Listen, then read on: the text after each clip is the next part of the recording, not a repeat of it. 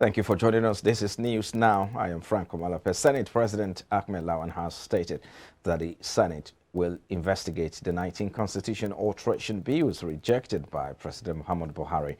Lawan made this known during plenary on Tuesday.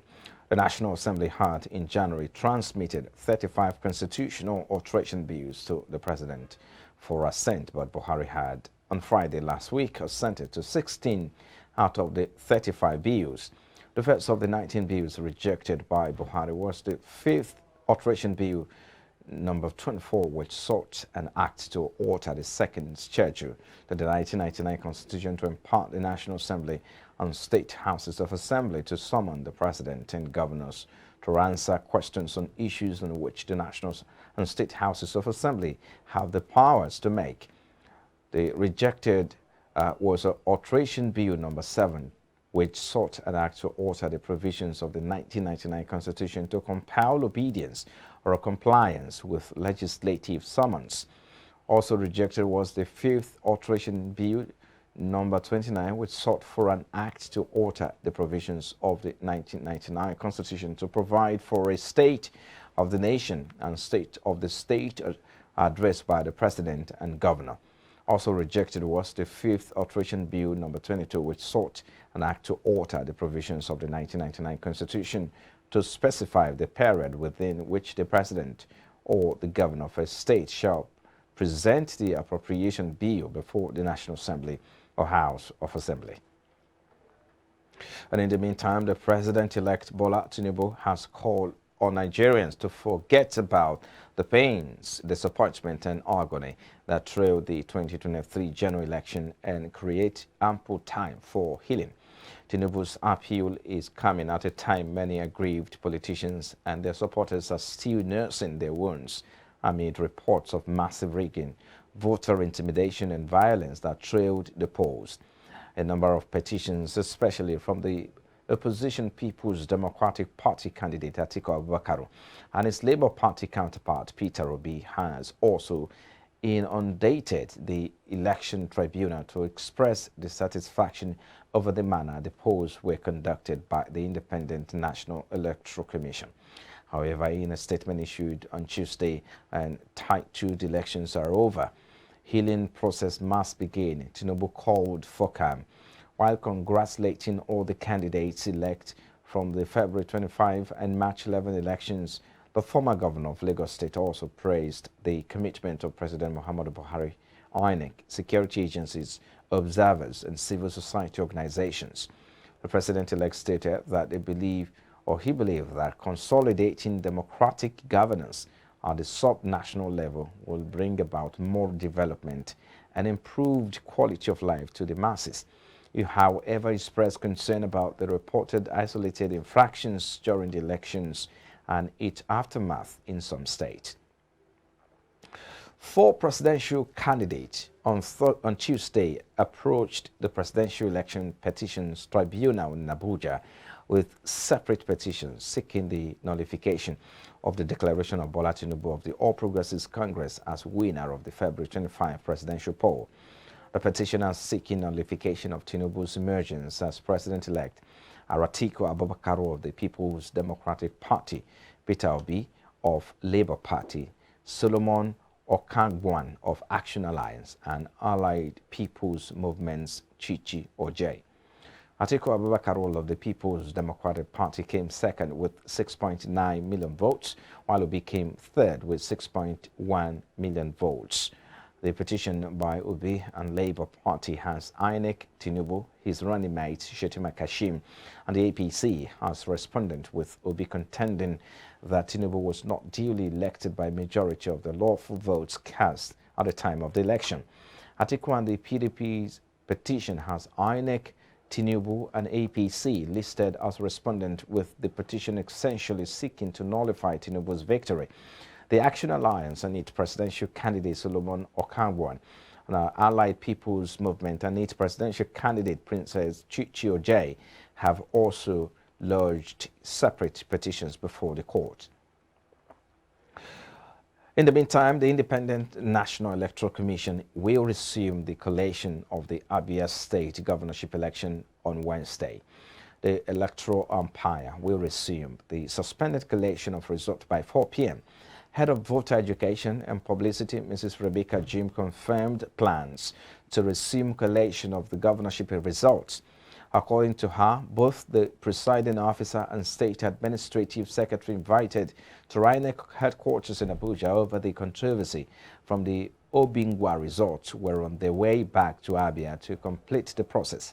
INEC had suspended further collation of governorship election results in some parts of Abia and Enugu State following the invasion of the INEC office in Obingwa local government area in Abia by thugs on Sunday, March 19, 2023.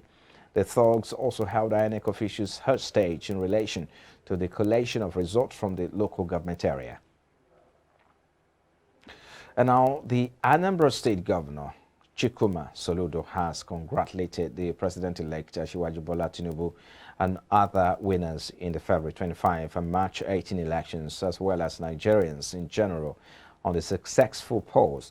In a statement he personally signed on Tuesday, Soludo also hailed Nigerian youth, describing them as the heroes of the 2023 general elections, whose voices will continue to be critical in the building of a new Nigeria.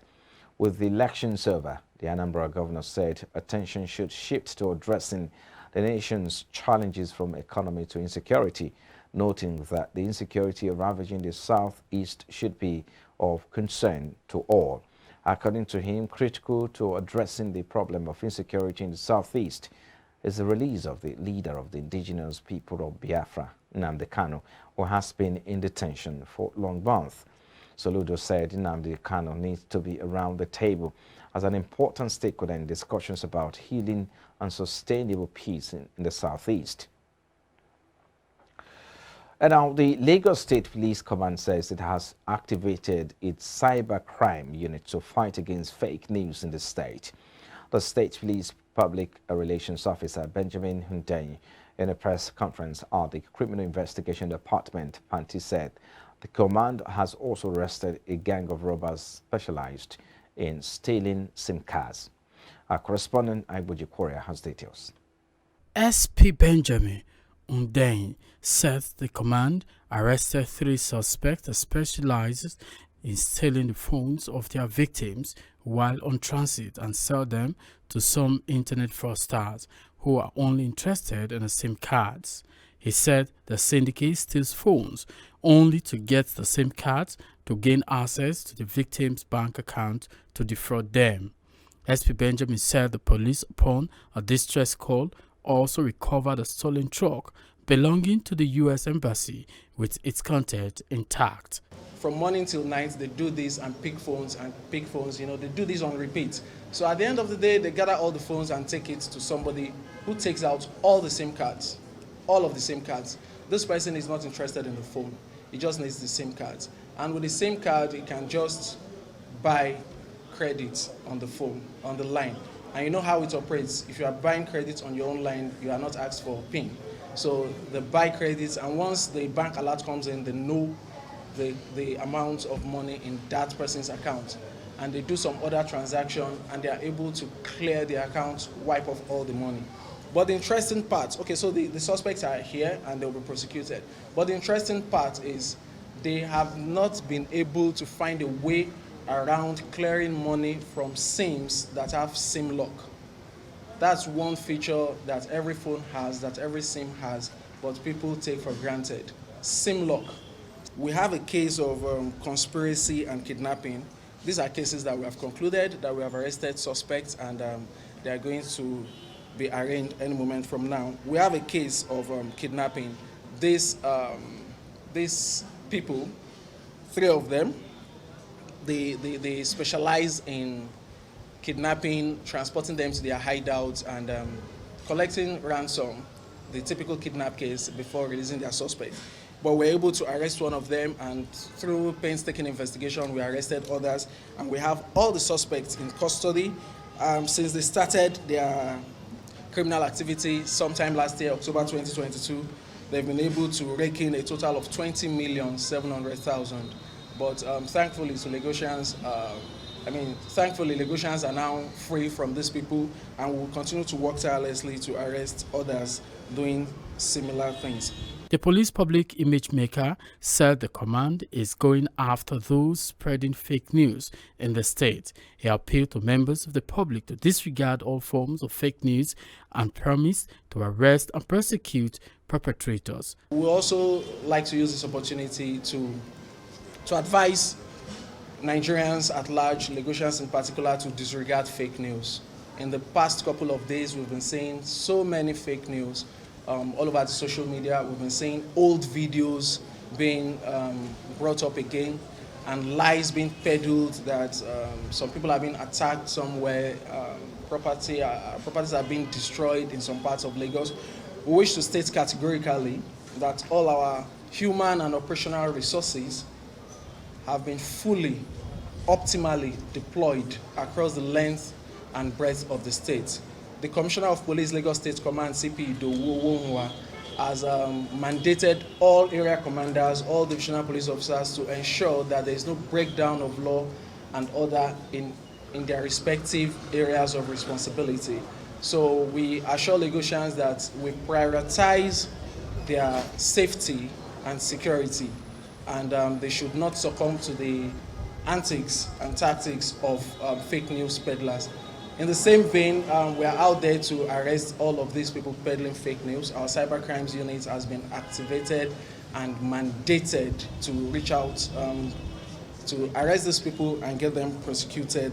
SP Benjamin Hunde also used the opportunity to appreciate the people partnering with the police in ensuring a safe state. Igbo J. Korea, reporting for IBrandTV News.